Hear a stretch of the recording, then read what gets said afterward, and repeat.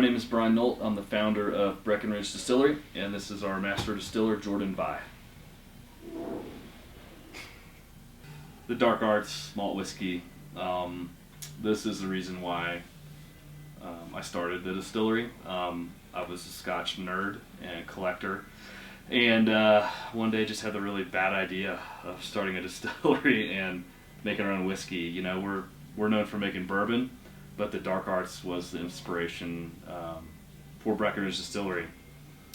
I love Scotch. To me, you can break Scotch down kind of two ways. It's either really peaty or it's not, and there's nice little subtle notes that all marry together. But the Scottish don't mess with the barley too much. They keep it pure. They peat it to a certain degree, and then they kiln it. They don't really caramelize it much. Our inspiration for this was to push the malt as far as we could push it with caramelization, the way American brewers look at malt and also look at hops. They push it far, make big flavors come together, and this is the most dark, malty behemoth of a Scotch or malt whiskey that I've ever come across. It is so purposefully unbalanced that we put a dragon on the bottle. You know, this is not subtle. This is an enormous malt whiskey.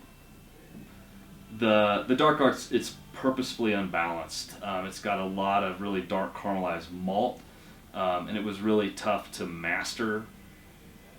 Sacrificing that much of your sugars, which would normally give you ethanol, to give you these intense dark cacao flavors, and that was why we called it the dark arts. It's hard to master the dark arts, and there's a lot of really dark malt in here. When you taste this, it is gigantic cacao.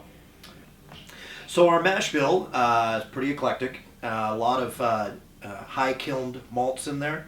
They don't add a lot of fermentable sugars, but the flavors can't be achieved in any other way. There's dark chocolate malt in there, surprisingly small amount for the impact it has on the final whiskey. Cherry smoked malt, and a lot of high caramelized malts like 120 level bomb caramel malts, or crystal malts if you will. We age all of this in combination of used and new barrels. We take our freshly dumped bourbon barrels and fill them with the dark arts whiskey, and then 50% of it is in new oak. Not a quick process. This is the oldest product made in-house, 100% in-house. Ages for 6 years minimum. We released it at 6 years. We've held some to see how it bodes at 7 and 8, and we're making it as quickly as we can. So the dark arts was the reason why I decided to start the distillery, and I think it's what brought Jordan and I together to make that special partnership early on when you realized sort of where my heart was at and what I wanted to make. Jordan, I think, had the same kind of inspiration to make something so unique and something that really hadn't been made before.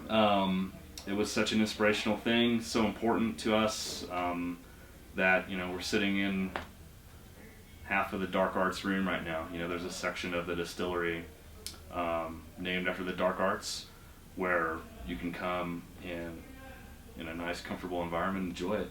And now the original still, the first still installed in this facility, is dedicated almost exclusively to the production of dark arts whiskey. So as far as what you have in the glass, this is a pretty complex malt whiskey. The combination of new and used oak gives you varying levels of the barrel extract properties. The used oak definitely has a more subtle impact on altering the initial malt profile of the whiskey as it went into the barrel. So we don't want to crush it under a lot of wood. We want those heavy, dark, roasted malts to stay expressive through the long aging process. That's why it's not malt whiskey on the bottle. It says whiskey distilled from malt mash. That's a regulation that requires us to put it that way. We don't mind it, a little verbose. But so as far as tasting notes on this, it's definitely full of dark roasted cacao. Again, intentionally off balance as far as having everything come together. We like some angular notes in this. The new oak, very expressive across it. The cherry smoked malts come through and give us just that hint of smoky note. And all those dark chocolate, all those dark malts really come through in rich caramel and burnt orange and just a whole melange of dark roasty flavors.